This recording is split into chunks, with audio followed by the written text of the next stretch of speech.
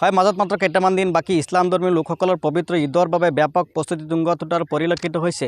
হয়, মই বৰ্তমান উপস্থিত আছোঁ ৰূপহী থানাৰ অন্তৰ্গত লতানি ও বাটিয়াকালি পুৰণা ঈদগাহ ময়দানত। হয়, ঈদগাহ ময়দানটো দেখুৱাবলৈ কেমেৰা পাৰ্চনক অনুৰোধ জনাইছোঁ যে কৰোনা মহামাৰীৰ কাৰণে বিগত 2টা বছৰ ইছলামধৰ্মী লোকসকলে পবিত্ৰ সমূহীয়া নামাজৰ পৰা বিৰত থাকিবলগীয়া হৈছিল। যিহেতুকে এইবাৰ ইছলামধৰ্মী লোকসকলে সমূহীয়াভাৱে ঈদৰ যি নামাজ একেলগে আদায় কৰিব বুলি তেওঁলোকৰ মনত উৎসৱমুখৰ পৰিৱেশ বিৰাজ কৰাৰ পৰিলক্ষিত হৈছে। হয়, সমগ্ৰ দৃশ্য আকৌ কেমেৰা পাৰ্চনক দেখুৱাবলৈ মই অনুৰোধ জনাইছোঁ যে ঈদগাহ ময়দানটো সম্পূৰ্ণৰূপে সজাই পৰাই তোলাৰ পৰিলক্ষিত হৈছে। যিহেতুকে আৰু 2টা দিন আৰু বাকী যিহেতু ইছলামধৰ্মী লোকসকলে এই ঈদগাহ ময়দানত হাজাৰ হাজাৰ লোকে একেলগে সমূহীয়াভাৱে ঈদৰ নামাজ আদায় কৰিব, সেইবাবে ঈদগাহ ময়দানটো নতুনকৈ সজাই পৰাই তোলাৰ পৰিলক্ষিত হৈছে। যে ইয়াত দেখা পোৱা গৈছে যে ঈদগাহ ময়দানটো সম্পূৰ্ণৰূপে সজাই পৰাই তোলাৰ পৰিলক্ষিত হৈছে। হয়, পোনে পোনে ইয়াত যুৱকৰ পৰা কিছু কথা আমি জানিবলৈ চেষ্টা কৰিম। 2টা বছৰ আপোনালোকে কৰোনা মহামাৰীৰ কাৰণে ঈদ উদযাপন কৰিব পৰা নাই, কি ক'ব? মই এইটো বৰ দুখৰ বিষয়। যোৱা বছৰ 2টা বছৰ গ'ল, মই কৰোনা মহামাৰীৰ কাৰণে আমি ঈদৰ ঈদ মোবাৰক পালন কৰিব নোৱাৰা হ'ল। 2টা ঈদ গ'ল আমাৰ, 2টা বছৰত 4টা ঈদ গ'ল। আমি ঈদৰ কৰিব নোৱাৰিলোঁ। আজি আমাৰ নথৈ আনন্দিত হৈছোঁ মহামাৰী কৰোনাৰ পৰা ৰক্ষা পাই। আমি এইবাৰ সমূহ ৰাইজে আজি ঈদৰ কাম কৰি আছোঁ, সকলো মানুহ মিলি। আমি অহা 2টা দিন আছে ঈদৰ কাৰণে, ঈদ আহি পাবহি। গতিকে মোৰ নথৈ আনন্দ লাগিছে আৰু আমি বাবে আমি বহুত কৰিম ঈদৰ আগমুহূৰ্তলৈকে।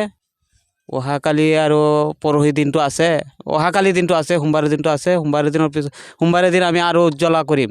কি ক'ব, মনত কেনেকুৱা লাগিছে? মনত বৰ ভাল লাগিছে, এইবাৰ বহুত ভাল লাগিছে, খুব ভাল লাগিছে। এইবাৰ আমি বহুত দিনৰ মূৰত এটা ঈদ পালোঁ, আমাৰ নথৈ আনন্দিত লাগিছে। আৰু আমাৰ যুৱকসকলেও আনন্দিত হৈ আমি কামখিনি চলাই আছোঁ ঈদগাৰ। হয়, কিমানখিনি শতাংশ এতিয়ালৈকে কাম হৈছে আপোনালোক? প্ৰায় 80% কাম হৈ গ'ল, 20% কাম বাকী আছে। 100%ৰ ভিতৰত 80% কাম আমি কৰিলোঁ আৰু 20% কাম বাকী আছে। হয়, ঠাইখিনিৰ নাম কি? ঠাইখিনিৰ নাম লতানি ও ভাটিয়াকালি ঈদগাহ, পুৰণা ঈদগাহ মাঠ এইটো আমাৰ। হয়, কিমানজন লোকে ইয়াত একেলগে? প্ৰায় 3-4 হাজাৰ মানুহে আমাৰ ইয়াত নামাজ পঢ়ে, সমূহীয়া নামাজ। 3-4 হাজাৰ মানুহে নামাজ পঢ়ে আৰু। ঠিক আছে।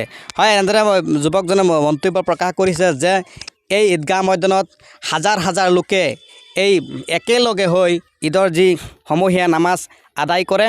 যিহেতু এই বৃহত্তৰ অঞ্চলৰ এইখন ঈদগাহ ময়দান, যে এই ময়দানতেই সকলোৱে ঈদ উদযাপন কৰিব। আছে ব্যক্তিৰ পৰা আমি কিছু কথা জানিবলৈ চেষ্টা কৰিম। হয়, পোনে পোনে তেখেতৰ কাষলৈ গৈছোঁ। হয়, কি ক'ব? যিহেতু 2টা বছৰ কৰোণাৰ কাৰণে এইটো ঠিকেই আছে।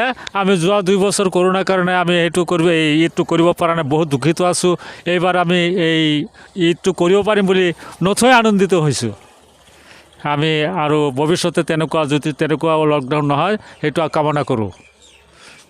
হয়, ঠিক আছে। এনেধৰণৰ মন্তব্য প্ৰকাশ কৰিছে। যিহেতু কৰোণাৰ কাৰণে বিগত 2টা বছৰ ইছলামধৰ্মী লোকসকলে ঈদৰ নামাজৰ পৰা বঞ্চিত হৈ থাকিবলগীয়া হৈছিল। হয়, আৰু এটা কথা ক'ব লাগিব নিশ্চয় যে মানে হ'ল ভাতৃত্ববোধৰ এক উৎসৱ। সমূহ অসমবাসী ৰাইজলৈ পবিত্ৰ ঈদৰ শুভেচ্ছা জ্ঞাপন কৰিলোঁ।